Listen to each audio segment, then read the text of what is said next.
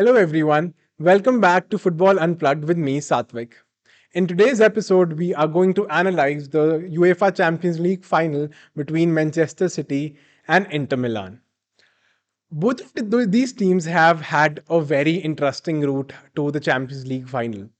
While Manchester City have faced some of the giants of European football, beating the likes of Bayern Munich and Real Madrid to their route to the final, uh, Inter Milan, on the other hand, have had some very important matches, none more, being more important than their semi-final clash against the city rivals AC Milan, in which they ended up winning 3-0. Not to divert from the fact that Inter Milan was supposedly in the group of death with the likes of Bayern Munich and Barcelona, and credits to them that they exited the group and now are in a Champions League final after almost 13 years. An achievement to be extremely proud of for Simeone Inzaghi's team. On paper, if we have to analyze, everyone would place their bets on Manchester City winning the Champions League final. And also, I include myself in that. Manchester City are by far the stronger team on paper, and it seems very unlikely that Inter Milan could beat this particular Manchester City team. But just the fact, over the course of two legs, I would have 100% placed my bets on Manchester City. But just the fact that it is, cup final and just a matter of 90 minutes, hopefully, this could prove to be a very interesting match, right? And as much as City are the favorites, one should not discount, or one should not consider Inter Milan as just some easy opposition that Manchester City has on their hands. You know, uh, and the entire tie would be very interesting. Again, talking from Man City's perspective, City were in a Champions League final a couple of years ago, and everyone, even then, were 90% sure that Man City were going to be crowned UEFA Champions League winners finally, after trying for n number of years after their Saudi takeover.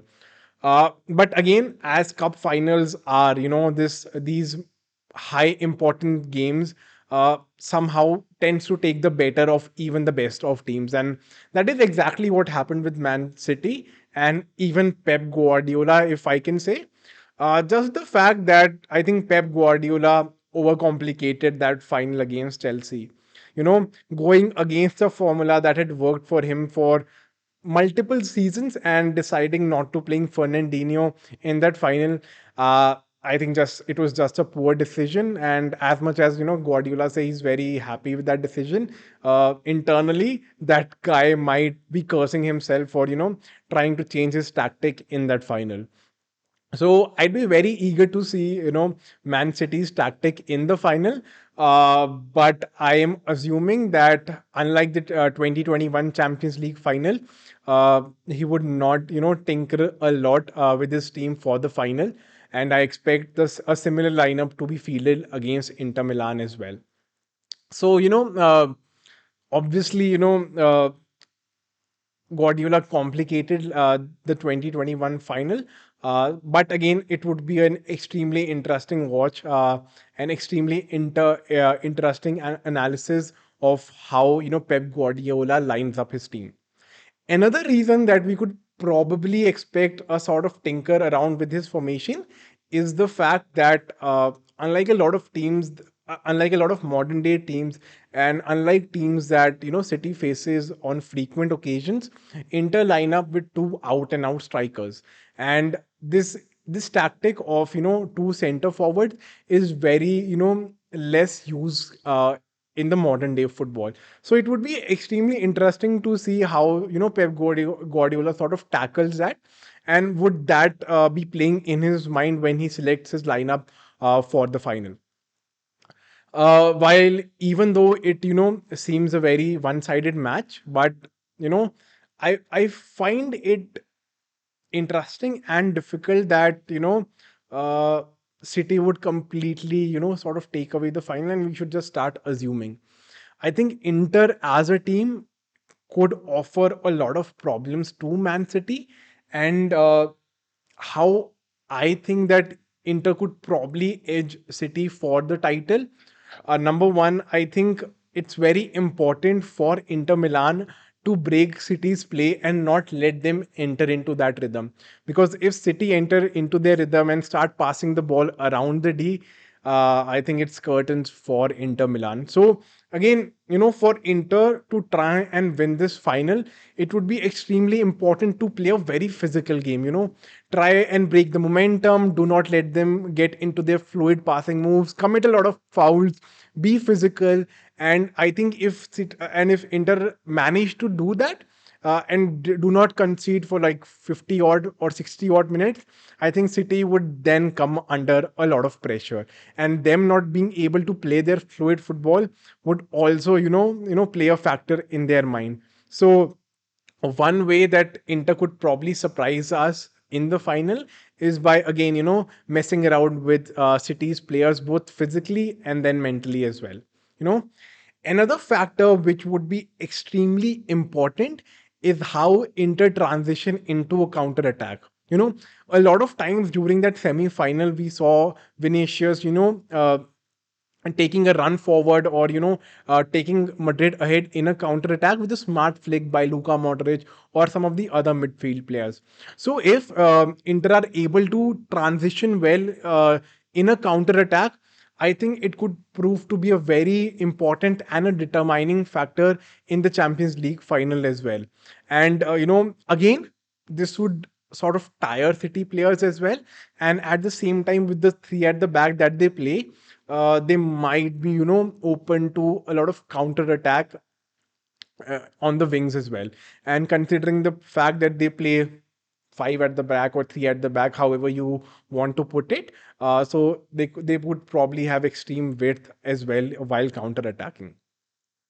And again, another important factor for Inter Milan would be to take advantage of their set pieces as well. The likes of Edin Dzeko, HRB, Inter by default is a very physical team, right? And if they're able to take advantage of the limited chances that they get, and which I assume a lot of those would be, in set pieces, I think they could really, shift the momentum and start pressuring City through set pieces, which I'm not very sure City are very good at defending.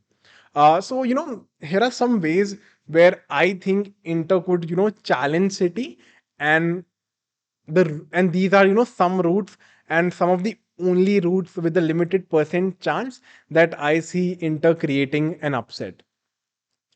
Talking about some of the most important battles or battles to look out for in the Champions League final, uh, the first one being Inter's ability to handle Erling Haaland. The fact that Inter play with three center halves, and in a defensive shape, they would be at a five. Again, they would offer less spaces to the likes of Bernardo Silva and Jack Grealish, which ultimately means a slightly lower chances for Erling Haaland as well. So Erling Haaland's battle against the three center backs of Inter Milan uh, could be a very important factor. And again, I've been mentioning this, that in every episode that I've been doing of the Champions League, that any team that faces City, if they're able to counter the threat that Erling Haaland possesses, who's also the leading scorer of the Champions League, I think they could make a lot of promise against their match of Manchester City. So again, Inter's ability to handle Erling Haaland would be a very interesting battle to look out for. Another important battle to look out for would be City's defense against the two centre forwards that Inter Milan has. Lautaro Martinez has been in some incredible form leading up to the Champions League final. And even in the semi final against Milan, he proved to be very decisive. And even in the Serie A, he's been scoring some amazing goals lately. So, City's ability to handle the informed Laturo Martinez, but also the fact that he would have an additional support in Edin Dzeko or Romelu Lukaku. What would happen usually when teams usually play with one center forward? One center back would usually be marking the center forward, and the other center back would have considerable space to sort of prevent flick-ons or take charge of second balls as well. Now, with the fact that there will be two center forwards and the two City central defenders would be occupied with them, it would be a very interesting battle to look out for, and again could be extremely important in determining who is crowned the winner of the UEFA Champions League.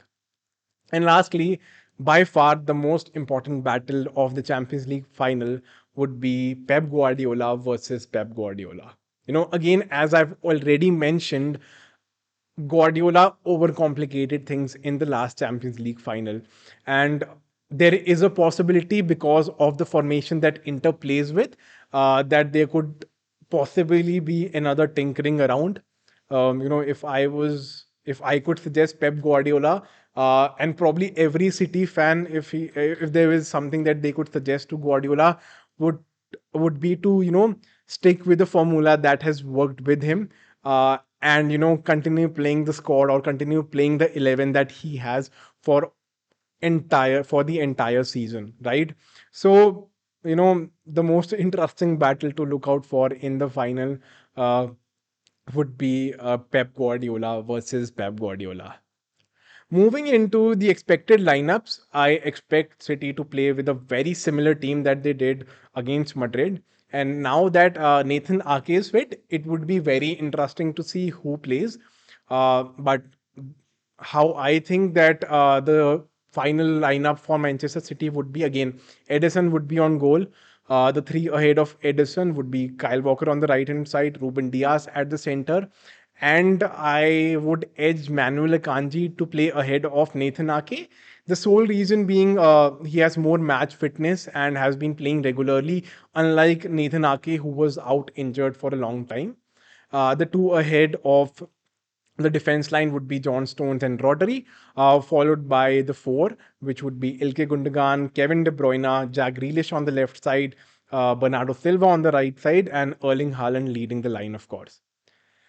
On the other hand, I expect again Inter to also play a very similar lineup that they played against AC Milan. Inter play with a with a 3-5-2 or a 5-3-2, however you would want to put it, with Andre Onana as the goalkeeper. The three centre backs are Matteo Darmian, Echorbi, and Bastoni. The two wing backs are Denzel Dumfries and Di Marco. And in the midfield, unlike the semi-final against Milan, I sort of expect Brozovic to play ahead of Henrik Mkhitaryan, just because of that defensive solidity that he provides, and his experience of playing in a lot of big matches for Croatia or for Inter Milan. So I would edge Brozovic over Mkhitaryan, and the other two midfielders would be Barella and Chanaloglu. And lastly, the two center forward, one of them again very sure, Laturo Martinez, and the other one could be a debate. Could be Romelu Lukaku or Edin Dzeko. But again, I see Edin Dzeko playing ahead of Romelu Lukaku, and again, it would be a great battle to see Dzeko against his own team. And imagine the scenario, Edin Dzeko scoring the winner against Manchester City in the Champions League final. It would be an incredible story. So these are my expected lineup for the final. In terms of my prediction, again, I think it'll be very easy. I think again very one-sided.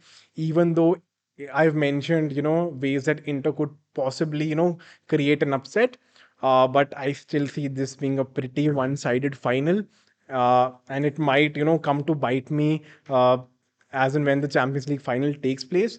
But I see City winning 3-1 or a 4-1 as a final lineup, just for the fact that City have tended to not keep clean sheets this season.